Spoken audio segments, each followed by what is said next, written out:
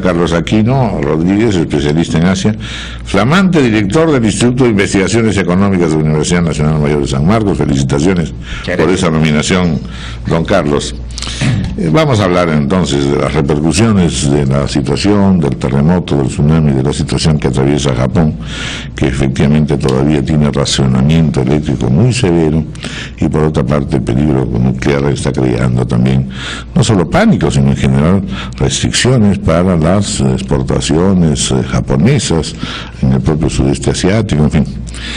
Es una situación dolorosa, terrible, pero al mismo tiempo se especula mucho sobre cuál será la reacción económica, la repercusión económica, no solo en el Perú, sino en América Latina y en general en el conjunto de los países avanzados.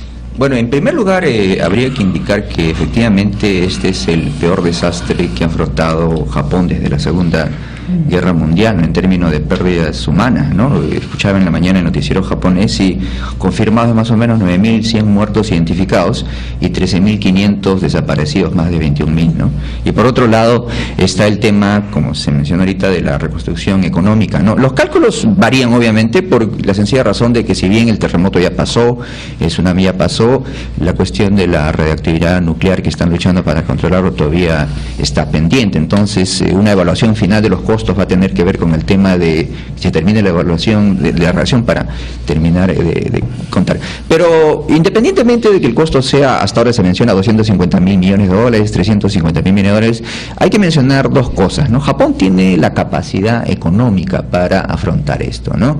Primero, no es la primera vez que Japón afronta esto. El terremoto de Kobe, ciudad donde yo estudié ahí, en el 95 costó 6.400 personas muertas y demandó un gasto de $100.000 millones, ¿no? Y 2-3 años más se recuperó completamente, ¿no? Ahora, eso por un lado, o sea, la capacidad económica ya está ahí. El gobierno japonés, por ejemplo, el Banco de Japón ha inyectado liquidez al mercado, facilitado dinero para que los bancos puedan prestar, para que la actividad económica se reinicie. Y creo que lo más importante de esto es que Japón tiene la capacidad organizativa para mover su economía otra vez. Por supuesto, en el corto plazo, obviamente va a haber algunos problemas, alguna capacidad productiva de algunas plantas japoneses en el norte se han paralizado. Lo bueno es que la región económica afectada no representa ni el 8% del Producto Bruto Interno japonés, ¿no? La actividad económica japonesa está concentrada en Tokio, Osaka y Nagoya, en el medio, ¿no? Ese es el cinturón industrial de Japón. Y en términos de población tampoco no es mucha la gente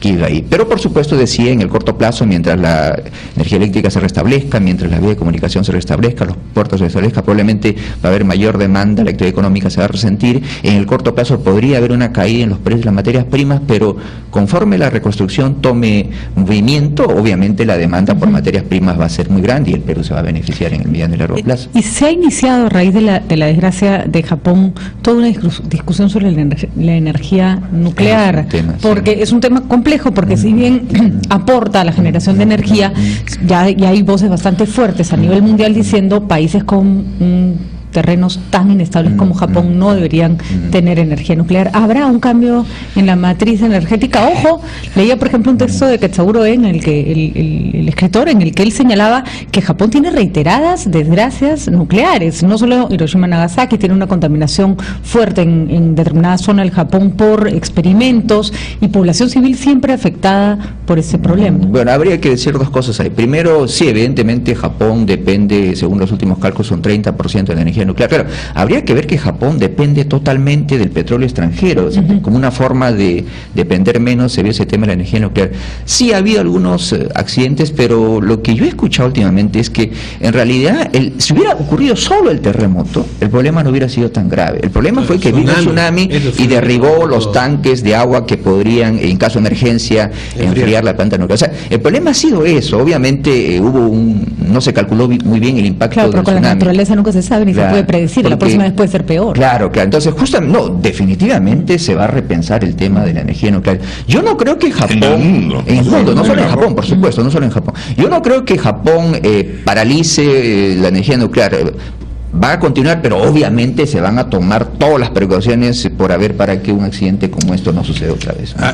Al margen de las consideraciones justamente del manejo de la energía nuclear, y viendo justamente lo que va a pasar a futuro, todos lamentamos lo que ha pasado en Japón, pero viendo el escenario internacional, Japón al momento de iniciar su reconstrucción, que lo va a hacer pronto y lo va a hacer de una manera efectiva, va a requerir, por ejemplo, de Latinoamérica, materias primas, minerales como por ejemplo el cobre y también madera. Hierro, madera, por supuesto. Exactamente. Eso, ¿de qué manera afecta a las economías, por ejemplo, de Perú y Chile? Claro, los productores de cobre, y nosotros no somos productores de madera, pero en Chile sí lo están viendo por ahí, por ejemplo. El Perú, el 95% de lo que el Perú exporta a Japón es minerales y harina de pescado. Descontemos la harina de pescado, es casi el 80%. Entonces eso es hierro, cobre, plomo, zinc y otros metales más, ¿no? Entonces obviamente la reconstrucción de los puertos, la reconstrucción de las carreteras, de las vías férreas que han sido afectadas, va a demandar obviamente materias primas que países como el Perú y Chile, que depende más, el 60% de lo que exporta Chile es cobre, poco menos del 30% a Japón, el resto va a China.